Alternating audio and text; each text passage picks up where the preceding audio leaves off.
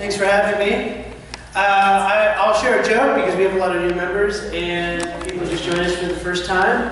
And this is one you can take to your 4th of July parties. So there was a church that was celebrating, and on the altar appeared this big puff of black smoke, and it was Satan. And people started running out of the church, jumping through windows, going out the doors, except for this old man sitting in the front row. And so Satan got curious and asked the old man, "Do you know who I am?" And he said, "Yeah, you're Satan." He goes, "Well, don't I scare you?" And he goes, "No, I've been married to your daughter for 30 years. Good night, everybody.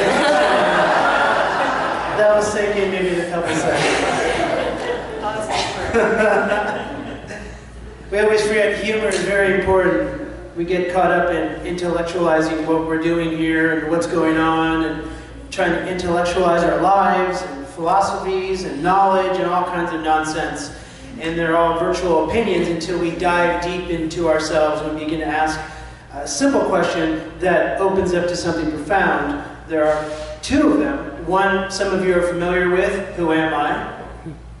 The other one is, what am I? Just by sitting with those questions, you begin to unravel something that is already inside of you. For love has gone nowhere.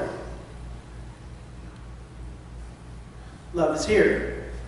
And yet we are told that we need to seek it and find it and search for it and look for it and chase it down and smother it and hold on to it and all kinds of things. And we go through all that programming to really simply arrive right where we are. So the title of the talk is Love the Way, because love is always loving the way. And we just did an affirmation. Perhaps another affirmation would be, I am the one watching. I am the one watching. We are watching the false self come up. We are watching the emotions and feelings and thoughts and people and places and things moving through our lives, and we are simply watching them until we decide that we want to engage. And then we jump in and we play a part, and we enjoy playing that part, and that part gets old, so we toss that aside, and then we imagine another part we could play.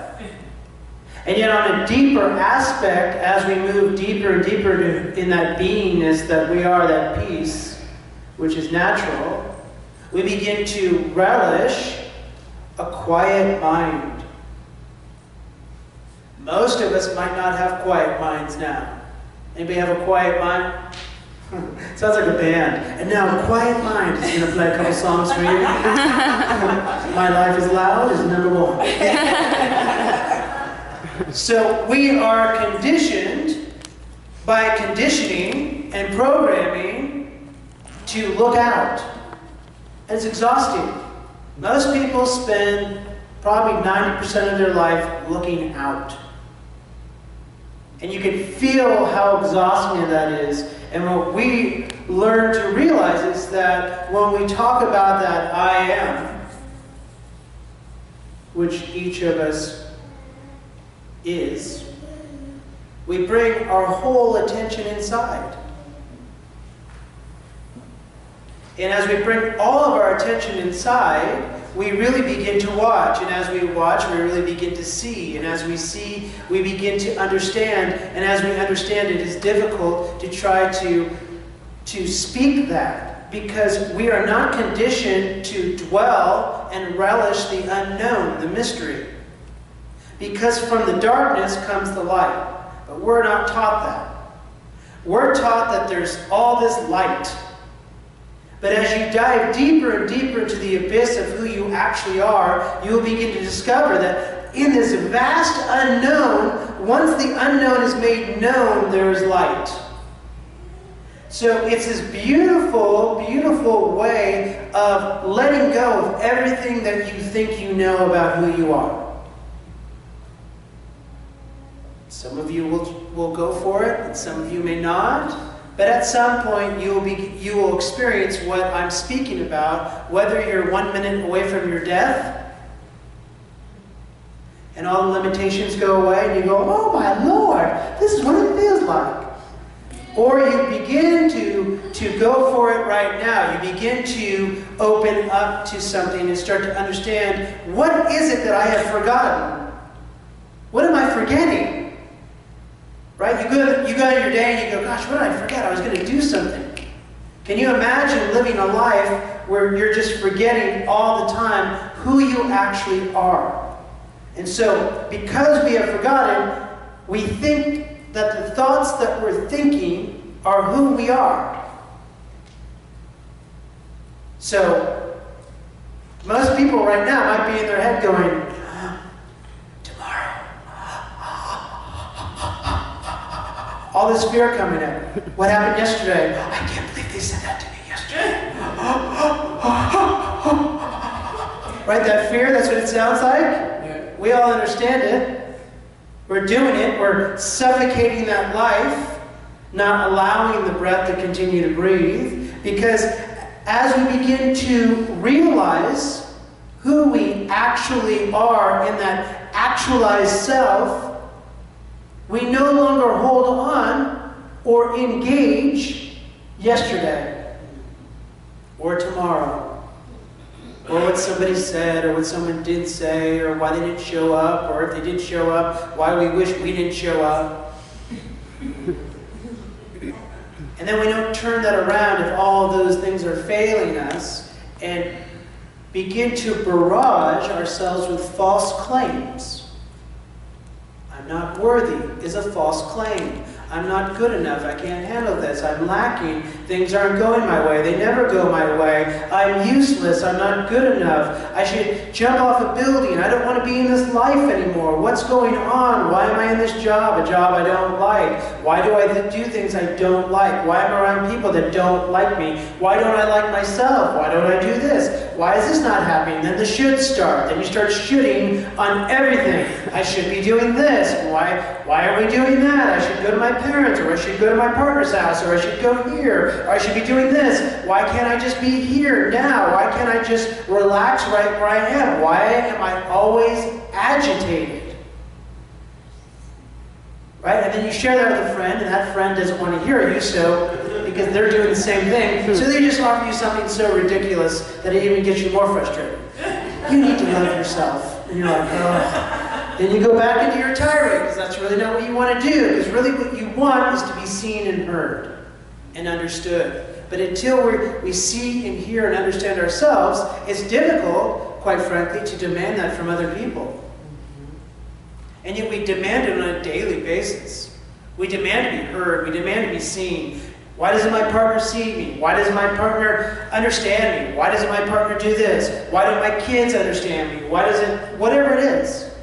Why doesn't my boss see me? Why doesn't my coworker see me? I'm doing all this work and no one's seeing me.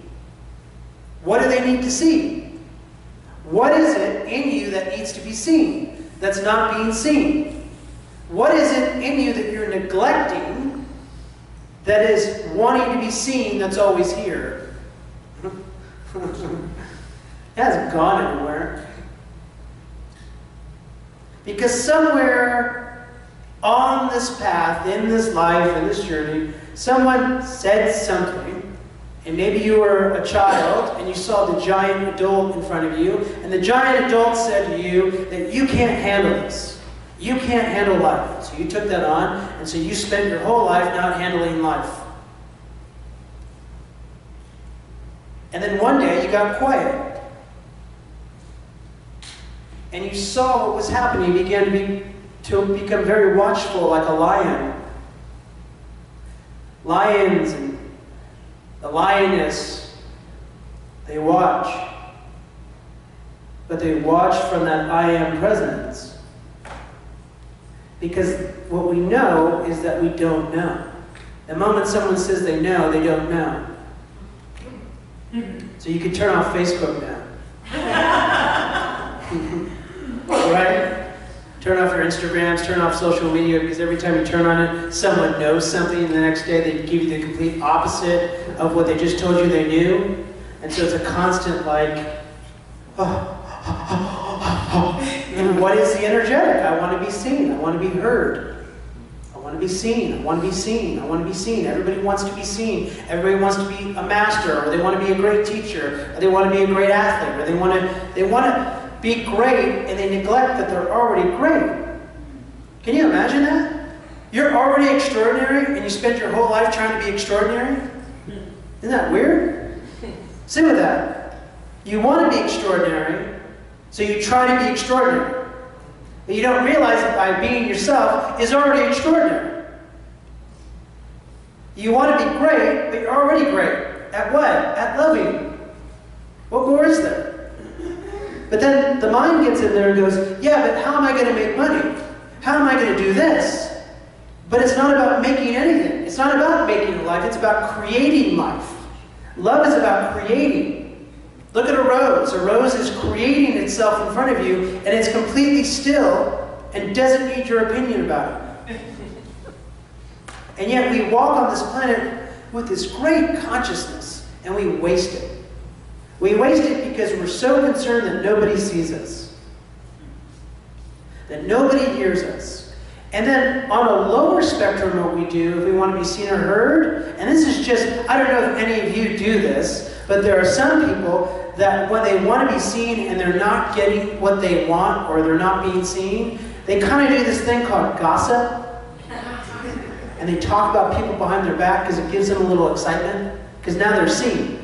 Now if I say hateful things about somebody, or what I don't like about somebody, or I judge them, guess what? All those people that feel the same way that you feel come right to you and oh, I totally agree. I can't believe she did that either, or he did that. That was ridiculous. Oh my God. And then everybody feels good for a little bit, and then you walk out and you go right back into not being seen or heard. So there's an energetic inside of you that is always here that wants you to see it and hear it. And no one can get you there. That's the thing. I can talk to you about it, but the commitment comes from you. Right? Because a commitment is wholeheartedly, you're all in. Most people believe a commitment is half in and half out. Have you had those commitments? Maybe with a partner, a relationship. They're like half in and half out, and then the moment's over, they're like, oh my goodness, yeah, thank God they ended it. Because I couldn't do it. Thank God the job let me go because I couldn't take it anymore. But when you're fully engaged in life, you're fully in the experience of life like a rose, you can no longer think about useless things that are false about you. So most of the world claims false ideas about themselves and then walks that idea. Right? Here's an idea that somebody may be walking right now. They're lacking. I don't even know what lacking is, but let's just kind of figure out that idea. Lacking to some people is that they're missing something. So what are we missing? Because when we sit in silence, it feels like everything's already here. But when the noise kicks in, it seems to see that we're missing something. So when you become aware and you begin to watch yourself without clinging on to the idea of things, you'll begin to realize that there's something that's constantly pulling you out of the presence that you are. So you're a gift. Let's look at it this way. You're a gift. Just you, as you are. You're great. You're extraordinary. You're amazing. You're making America great again. Like, you're just amazing, right? Like, you're great the way you are. People want to be around you. They want to celebrate you. Just you, just as you are. That idea may blow your mind anyways. That people just want to be around you because as you are is, frankly, perfect. Because there's nothing wrong with you. Now let's say, as that gift, all of a sudden you get the idea that the gift isn't perfect, that it's missing something. And that there's a problem. Now you've created a problem. Well, what's missing about your gift? Well, it's not big enough. I don't have enough in there. I want more. Yeah, but it looks like it's perfect. No, I know, but I always want more. I'm never satisfied. I just want more. I want more gifts. I want to be surrounded by gifts. I want the whole world to gift me with things. I feel like I'm an entitled gift, so I walk around and I'm entitled. I deserve, I deserve, I deserve, I deserve, I deserve. I want more, I want more, I want more. Well, aren't you grateful for what? For your gift. What gift? See how easy we talk ourselves out of it? So you start off as a gift, talked yourself out of the gift, and now you're trying to find the gift that you already are. Does not sound insane? Does anybody know? It sounds perfect. Everybody's like, I don't understand what the problem is. So you start off as love, somewhere along the line, get talked out of the love that you are, which is whole, perfect, and complete. So right where you are, there's nothing wrong, because problems are unreal. Where does the problem start? In your mind. Why? Because you don't know who you are. So when you don't know who you are, and something shows up in your life, it's a problem. That's the importance of understanding who you actually are. It's not an intellectual thing. It's not reading somebody else's words and then pontificating them as your own. It's not walking around the planet going, I know all of this. I don't have to listen to anybody. Well, good. Fantastic. Go walk the plains by yourself. But this is humanity. We are in humanity, and we are being called to know ourselves. And until we know ourselves, we're going to keep creating problems both individually and collectively that no longer make sense. So your individual problems are a collective problem, because you want to get everybody in on your problem. And it's all just to be seen. The root cause is people want to be seen. The root cause is that love is already seen, but no one believes that. So because we've talked ourselves out of who we are, everybody's trying to convince everybody else of who they're not. I have it all together. I have it all together. I'm controlling. Can you imagine if you met somebody that were just honest with you? I control people for a living. I even control myself because I don't like myself. How do you like that? Oh, thank you. I appreciate that. Thanks. Every relationship I'm in, I control. I want to be in power in my relationships, right? When I break up with someone, I like to have them as the victim or them as the villain and me as the victim. I like that energetic. That feels good to me. Right? And yet love is all there is. So love is justice. Love is equality.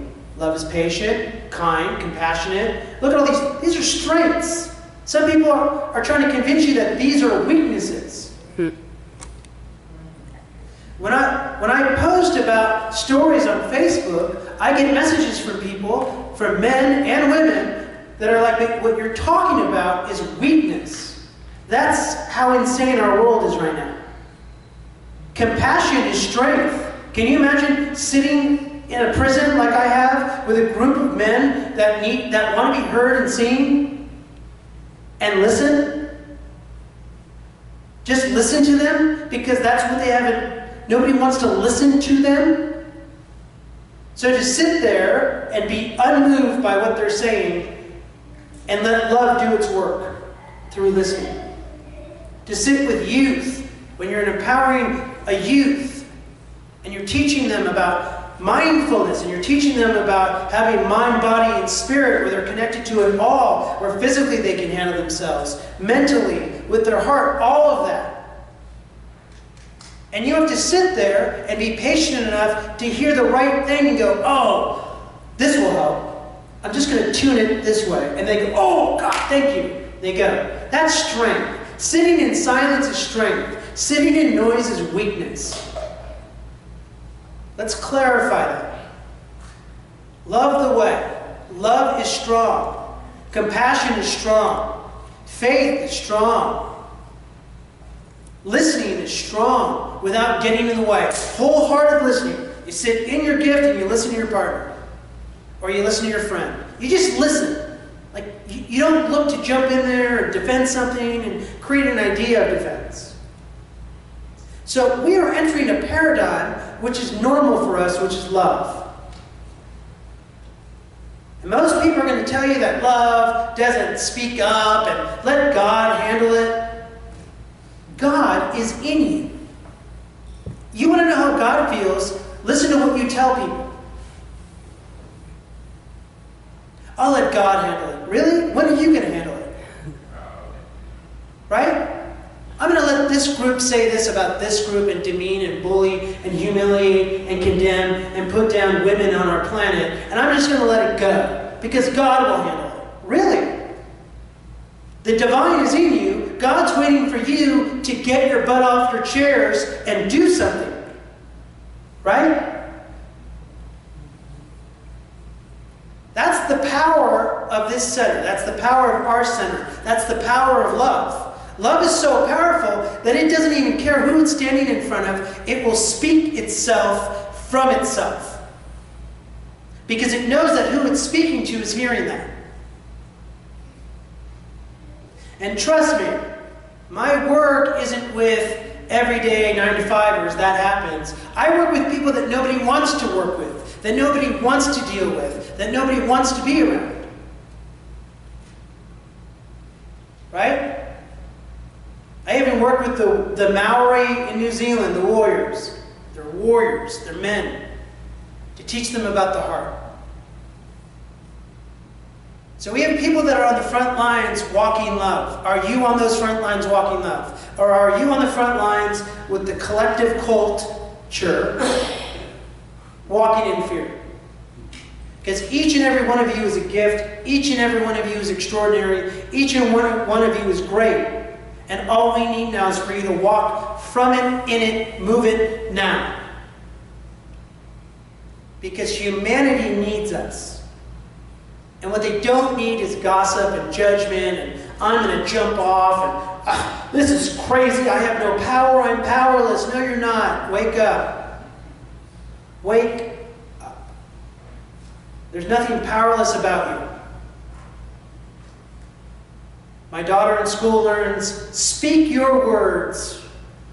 Speak your words. Speak from your heart. So as we move in love, we really begin to see that as we watch the inner world happening, the thoughts, the false selves, the feelings, the emotions, as we embrace them as they come up, we keep walking in and from love, and love has no words to describe it. It is indescribable. You are indescribable. And every time you say your name, you describe yourself and you limit yourself. There's nothing that can contain you. You're like lions. There's nothing that can contain you.